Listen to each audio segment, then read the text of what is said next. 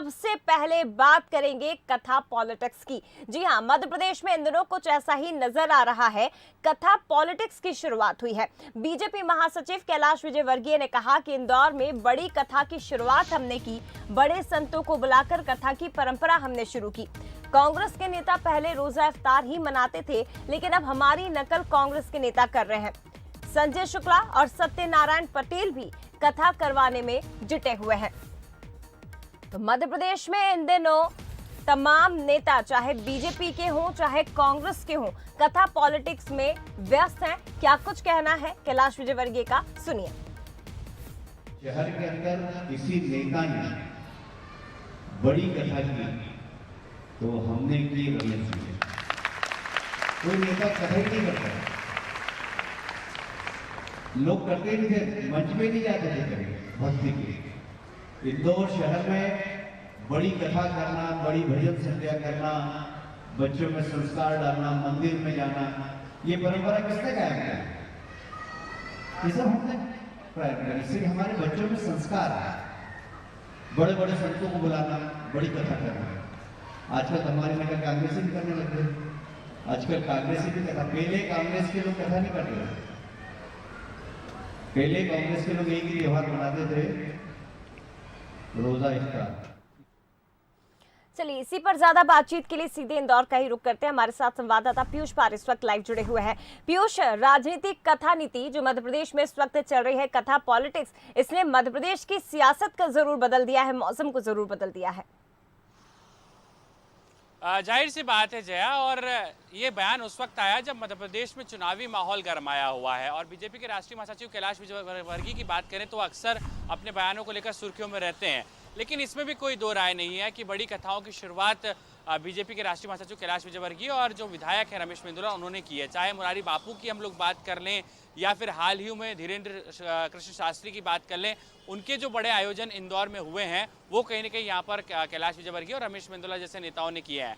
हालांकि इस बयान को लेकर कांग्रेस लगातार जो है वो सीधे तौर पर अब पलटवार कर रही है। कांग्रेस की तरफ से भी लगातार बयानबाजी का दौर शुरू हो गया है, लेकिन जिस तरीके से चुनाव से पहले कैलाश विजयवर्गीय का यह बयान सामने आया है, उससे लेकर मध्य प्रदेश की सियासत और ज्यादा गरमाएगी जाए, इस बात से भी इनकार नहीं किया जा सकता है। जी बिल्कुल, और इस वक्त ऐसा देखा जा रहा है पीयूष, चाहे बीजेपी हो चाहे कांग्रेस हो, दोनों ही दलों के नेता इस वक्त कहीं ना कहीं कथा भागवत में व्यस्त हैं और इसी तर्ज पर लगातार आगे भी बढ़ रहे हैं। फिलहाल पीयूष, आपका बहुत धन्यवाद तमाम जानकारी के लिए। इस पर और भी ज्यादा चर्चा हम करेंगे। हमारे साथ संवाद इस वक्त दो खास मेहमान जुड़ गए हैं, संतोष गौतम जी प्रवक्ता कांग्रेस और नरेंद्र सलूजा जी बीजेपी प्रवक्ता इस वक्त हमारे साथ जुड़े हैं।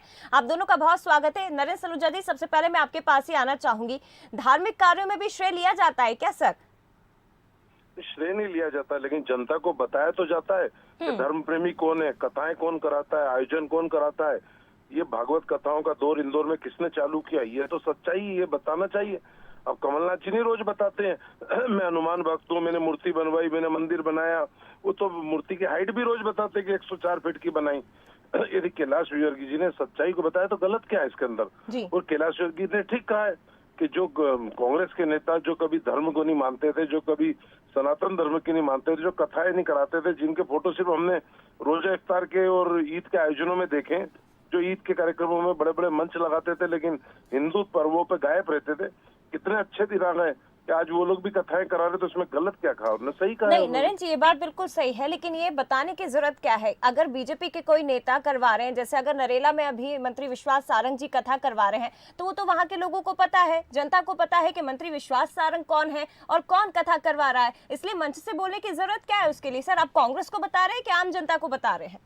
देखिए, जनता को सच्चाई बताना पड़ेगी। जनता के आंखों में कांग्रेस धूल झोंकती, बताना पड़ेगा कि ये लोग धर्म प्रेमी कभी नहीं रहे, धर्म से इनका वास्ता नहीं रहा, ये सनातन धर्म के हमेशा विरोधी रहे और ये तुष्टीकरण के लिए सिर्फ एक धर्म के आयोजन तक सीमित रहे। ठीक है। यदि शुरुआत भाजपा ने करी है और यदि कांग्रेस उस राह पे चल रही तो हम तो उसका स्वागत करते हैं। हम जनता को बता रहे हैं कि कांग्रेस हमारी राह पे चल रही है। ठीक है, जवाब ले लेते सर। संतोष गौतम जी, बीजेपी के राह पर आप आगे चल रहे हैं, पहले रोजा इफ्तार में आप जाते थे, लेकिन अब कथा भागवत में भी शुरुआत कर दी है कांग्रेस ने। देखिए, भारतीय जनता पार्टी की तरह कांग्रेस पार्टी कोई सांप्रदायिक पार्टी नहीं है। वो रोजा इफ्तार भी कराती है और वो कथाएं भी कराती है। और ये कोई पहला अवसर नहीं है कि कांग्रेस कथाओं के आयोजन में लगी हुई है। कांग्रेस के तरफ से इस तरह की कथाएं पहले भी होती रही हैं, चाहे अजय सिंह राहुल भैया द्वारा अवधेशानंद जी की कथा हो, चाहे इंदौर में तत्कालीन शहर अध्यक्ष द्वारा अवधेशानंद जी की कथा हो। तमाम संतों की कथाएं कांग्रेस भी कराती रही है। और ये कोई भारतीय जनता पार्टी का एकाधिकार नहीं है, उन्होंने कोई पेटेंट नहीं करा रखा है कथाओं का।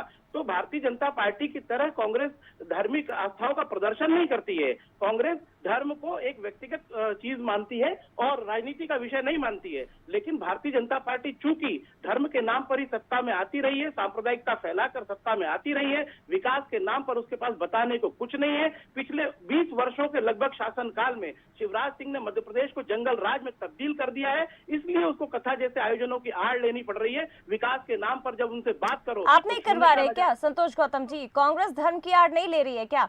आपके भी तो तमाम नेता भक्ति रंग में डूबे नजर आ रहे हैं, अभी बड़े बड़े भागवत में पहुंचते हैं, कथाओं में पहुंचते हैं। कांग्रेस नहीं कर रही है? नहीं, देखिए, जब कांग्रेस जो आयोजन कर रही है विशुद्ध रूप से धार्मिक आयोजन है और कांग्रेस लगातार सवाल खड़े कर रही है। ठीक है। पूछ रही है भारतीय जनता पार्टी से कि आपने विकास क्यों नहीं किया, बेरोजगारी इतनी क्यों फैली हुई है, गरीबी इतनी क्यों फैली हुई है, कुपोषण इतना क्यों फैला हुआ है, एनसीआरबी की रिपोर्टों में मध्य प्रदेश अव्वल क्यों है। और कांग्रेस ये भी बता रही है, कि हम अपनी सरकार में आएंगे तो हम क्या करेंगे। ठीक है, वो जनता पे छोड़ दीजिए अभी संतोष जी, कुछ समय बाद पता चल जाएगा। फिलहाल धन्यवाद आपका संतोष गौतम जी और नरेंद्र सलूजा जी, आप दोनों का बहुत शुक्रिया। तो देखिए, चुनावी साल है मध्य प्रदेश में, इस साल के आखिर में चुनाव होने हैं और ऐसे चुनावी रंग के साथ साथ बीजेपी और कांग्रेस दोनों ही दलों के नेता अब भक्ति के रंग में भी